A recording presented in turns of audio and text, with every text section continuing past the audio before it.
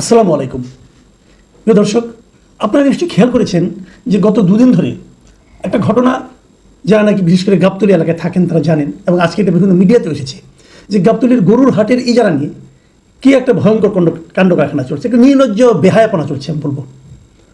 এই গরুর হাটের ইজারা দেওয়ার জন্য যে প্রতিষ্ঠান সর্বোচ্চ দরদাতা হয়েছিল তাকে নানা ছুতা নাতায় আমরা এখানে যে নতুন যে প্রশাসক নিয়োগ করা হয়েছে মোহাম্মদ এজাজকে, এই ভদ্রলোককে যে কেন এখানে প্রশাসক নিয়োগ করা হয়েছে, কোন যোগ্যতায় নিয়োগ করা হয়েছে, এটা এখনও আমার কাছে আমি বুঝে উঠতে পারি না। যাক, সে আলোচনা আমি একটু পরে আসছি।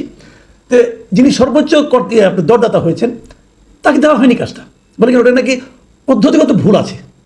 ঠিক আছে, পদ্ধতিগত ভুল আছে। তারপর কী করছেন উনি নিজেদের লোক দিয়ে ওটা দিয়ে এখন অন্তর্বর্তীকালীন হিসাবে নতুন করে আবার ইজারা দিবেন, সেটা ডাকবেন, ডাকতে ডাকতে আগামী কোরবানি ঈদ চলে যাবে, কোরবানি ঈদের পরে আসবে কেউ একদম টাকাটাকি হবে। যদি কোরবানি ঈদই চলে যায়, এই হাটের ইজারার সবচেয়ে বড় ইনকামটা হয় কোরবানি ঈদকে কেন্দ্র করে। এখন যদি কোরবানি ঈদ চলে যায়, তারপরে কি সেই টাকাটা আসবে? সেই দর আর করে দেবে না। সর্বোচ্চ দরদাতা প্রায় 22 কোটি টাকা দর দিয়েছিলেন, কিন্তু সেটা বাদ দিয়ে এখন উনি উনার লোক দিয়ে তুলতেছেন। যদি 22 কোটি টাকা হয়ে থাকে, সেক্ষেত্রে দেখা যায় আমাদের ভ্যাট ট্যাট সমস্ত যোগ করলে পরে যে টাকাটা হয়, তখন দেখা যায় দৈনিক ওখান থেকে ইজারা উঠে প্রায় 7 লাখ টাকার মতো দৈনিক হিসাবে।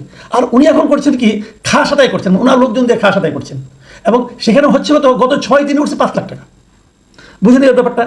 মানে হরিলুটের কোন অবস্থা। এবং আরও ইন্টারেস্টিং হলো যে এই কাজটা যারা করছেন তারা হলো ওই দরপত্রের অংশ নিয়েছিলেন, তার মধ্যে যিনি তৃতীয় হয়েছেন তাদের লোকজন, মানে যাদেরকে এজাজ সাহেব দিতে চেয়েছিলেন, মানে উনি যাদেরকে দেওয়ার জন্য আগ্রহ প্রকাশ করেছিলেন, ওনারা বোধহয় বিট করেছিল 14 লাখ সামথিং, 14 কোটি সামথিং, আর সেখানে সর্বোচ্চ দর উঠে গেছে 22 কোটি টাকা। তাহলে তখন তো এটা হবে না। 22 কোটি যে দিয়েছে তাকে না দিতে পারবেন না, অতএব এটা বাতিল করে উনি কি বললেন যে একটা এই ধরনের বিজ্ঞপ্তি দিলে পরে সেখানে নাকি সেন্ট্রাল প্রকিউরমেন্ট টেকনিক্যাল ইউনিট নামে একটা সব প্রতিষ্ঠান আছে, তাদেরকে এটা নাকি চেক করে নিতে হবে, সেই চেক করিয়ে নেওয়া হয় নাই, অতএব এটা চলবে না। মানে এই ধরনের কাজ, এই ধরনের এই দর, মানে আপনার গাবতলীর দরপত্রে এর আগে কখনো প্রয়োজন পড়েনি। এটা এজাজ সাহেব আবিষ্কার করেছেন। মূল লক্ষ্যটা কি? মূল লক্ষ্যটা হলো যে ঈদের আগ পর্যন্ত, ঈদ পর্যন্ত আর কোনো ইজারাই দিবেন না ওখানে উনি, ওনার লোক দিয়ে, খাস লোক দিয়ে উঠাবেন, টাকাই টাকা। তো এরকম একজন লোককে এখানে প্রশাসক কে নিয়োগ করলো? দেখুন, এই প্রশাসক নিয়ে, সিটি কর্পোরেশন প্রশাসক নিয়ে নানা ধরনের নাটক কিন্তু আমরা দেখছি। আমি একটু আগে থেকে বলি, ডিটেল বলা প্রয়োজন আছে বলে আমি মনে করি। 5ই আগস্টের পর এই নতুন অন্তর্বর্তীকালীন সরকার দায়িত্বে এসে সমস্ত সিটি কর্পোরেশনের মেয়র যারা হয়েছিল তাদেরকে বাতিল করে দিলেন, কমিশনারদেরকে বাতিল করে দিলেন, পৌরসভা যেটা আছে মানে মিউনিসিপ্যালিটি, সেগুলো সব বাতিল করে দিলেন, কমিশনারদেরও বাতিল করে দিলেন। কিন্তু দেখেন, কমিশনার কিন্তু একটা নির্দলীয় পদ ছিল, এরা কিন্তু কোনো মার্কা নিয়ে কাজ করেনি। যারা মেয়র হয়েছে, মেয়ররা মার্কা ছিল, কিন্তু কমিশনারদের কোনো মার্কা ছিল না। কমিশনার বাদ, এরা সবাই নাকি সরে চলে দোষর। তাহলে আপনি ইউপি চেয়ারম্যানগুলিতে, যেগুলো নাকি চেয়ারম্যান পদগুলিতে নৌকা মার্কা অথবা অন্য কোনো মার্কা দলীয় প্রতীক দিয়ে যারা জিতেছিল, তাদেরটা বাতিল করলেন না কেন? কোনো জবাব নেই। ইচ্ছা হলো করে দিলেন। আচ্ছা, করে দিলেন, করে যে দিলেন, তারপর আপনারা কী করলেন? বিভিন্ন জায়গায় প্রশাসক নিয়োগ করলেন। প্রশাসক কারা? সরকারি কর্মকর্তারা।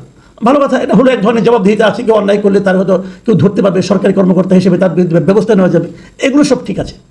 কিন্তু ঢাকা উত্তরে প্রশাসক নিয়োগ করা হলো একজন বেসরকারি ব্যক্তিকে, যার কোনো ধরনের এ ধরনের প্রশাসনিক কোনো অভিজ্ঞতাই নাই।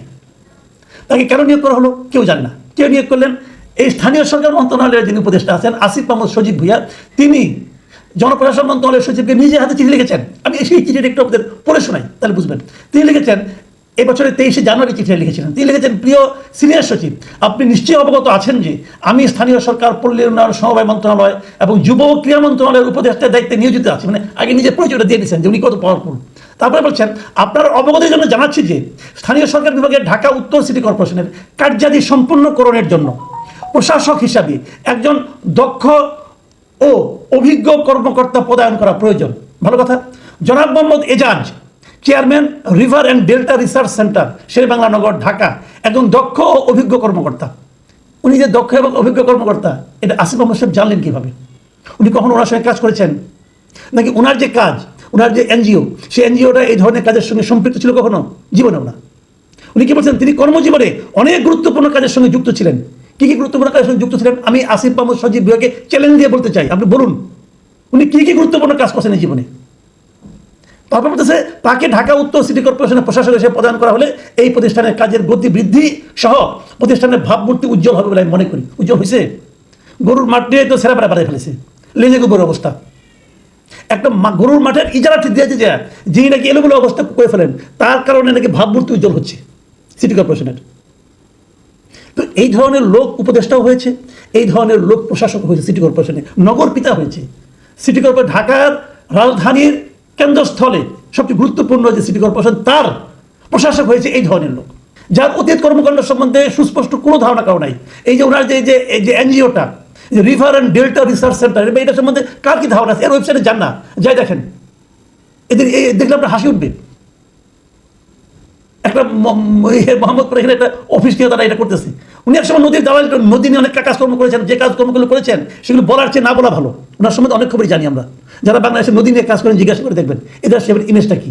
হ্যাঁ, ওনার দুজন খুব ওনাকে পছন্দ করেন, ওনার সঙ্গে খুব ভালো সম্পর্ক, এরকম আরও দুজন অবশ্য মানে উপদেষ্টা আছেন, তাদের তদবিরে যে হয়েছে এটা আমরা জানি।